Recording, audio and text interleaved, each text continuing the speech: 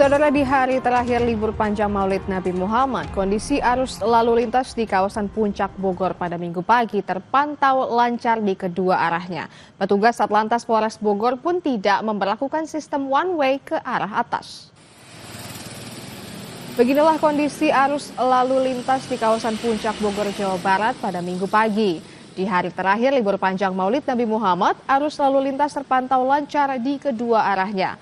Petugas Satlantas hanya memberlakukan sistem ganjil genap, sedangkan sistem satu arah ke atas tidak diberlakukan karena arus lalu lintas masih normal. Adapun peningkatan jumlah kendaraan dari arah Puncak menuju Jakarta diprediksi akan terjadi pada siang ini.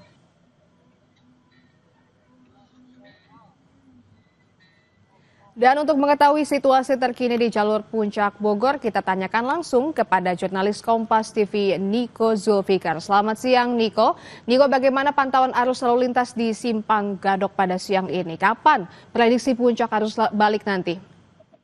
Ya, Desi, di mana tempat saya melaporkan di Simpang Gadok, untuk arus lalu lintas di hari terakhir libur panjang Maulid Nabi Muhammad, sejak tadi pagi terpantau untuk arus lalu lintas lancar di kedua arahnya, baik dari arah Jakarta menuju Puncak maupun arah sebaliknya. Dan sejak tadi pagi hingga siang ini, petugas Satlantas Polres Bogor belum atau tidak memberlakukan sistem one way atau satu arah dari arah Puncak menuju dari arah Jakarta menuju Puncak, karena jumlah kendaraan masih terpantau normal. Rencananya siang ini untuk mengantisipasi puncak arus balik libur panjang Maulid Nabi, Satlantas Polres Bogor akan memberlakukan sistem one way atau satu arah dari arah Puncak menuju Jakarta.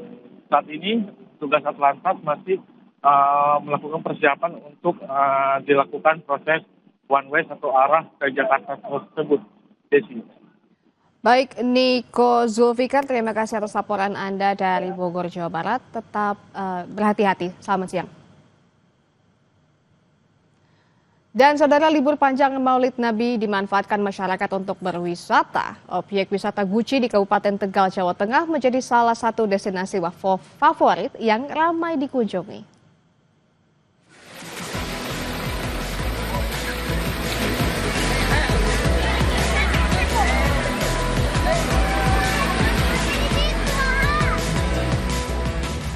Antrean kendaraan terjadi saat memasuki gerbang masuk kawasan wisata pemandian air panas Guci pada Sabtu kemarin.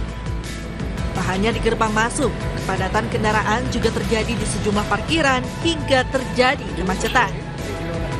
Mayoritas para pengunjung ingin merasakan suasana liburan dengan menikmati hangatnya air panas yang mengandung belerang alami. Selain menikmati pemandangan pegunungan, mandi di air panas Guci juga dipercaya bisa menyehatkan tubuh dan meredakan pegal-pegal. Sejumlah fasilitas tersedia untuk kenyamanan pengunjung, seperti kolam rendam, area bermain keluarga, hingga kuliner khas Tegal. Enak. Baru pertama kali juga sini. Yang favorit dikunjungi apa ini? Air panas ini ya? Ya, air panas. Berapa lama kalau berendam biasanya? Paling nggak sampai 10 menit sih. Ini nginep di sini, Mbak? Iya, nginep di sini. Khasiatnya mungkin untuk penyakit kulit karena ini kan air belerang langsung dari pegunungan. Sudah sering Pak Guci, Pak? Saya hampir tiap hari. Untuk jumlah pengunjung diperkirakan sampai 2.500, mudah-mudahan sampai sore sampai 2.500. Kebanyakan dari mana? Kebanyakan masih dari warga lokal sih, seperti Kabupaten Tegal, Kota Tegal, Pemalang, terus Pekalongan juga. Tapi luar kotanya lumayan juga ya? Kalau luar kota kebanyakan itu di pagi hari, karena datang itu sore, berkunjung ke Pancuran 13 itu di pagi hari. Dengan tingginya minat wisatawan, Guci membuktikan diri sebagai salah satu destinasi unggulan di Jawa Tengah pada setiap libur panjang. Di objek wisata Guci juga tersedia banyak villa. Pengunjung bisa bermalam dengan udara sejuk dingin alami tanpa AC. Yuli Hardianto, Kompas TV Tegal, Jawa Tengah.